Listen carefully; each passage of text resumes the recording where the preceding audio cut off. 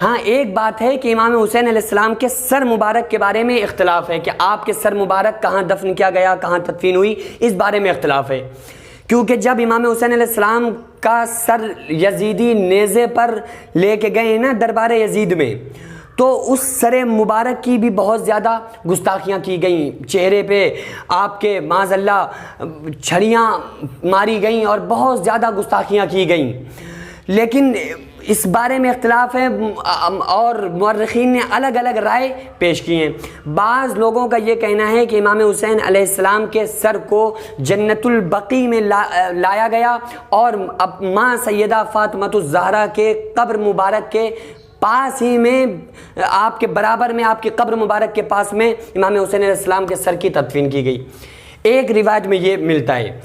اور ایک روایت میں یہ ملتا ہے کہ امام حسین علیہ مقام علیہ السلام کے سر کو وہیں پر کربلا میں جہاں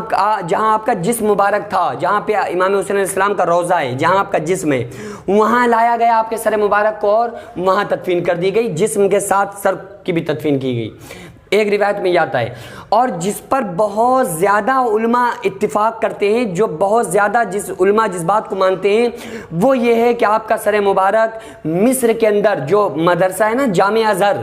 اس کے سامنے ایک مسجد بنی ہوئی ہے، مسجد امام حسین، اور وہ پورا ایریا ہی، پورا علاقہ جو ہے وہ امام حسین علیہ السلام کے نام سے ہی منسوب ہے، تو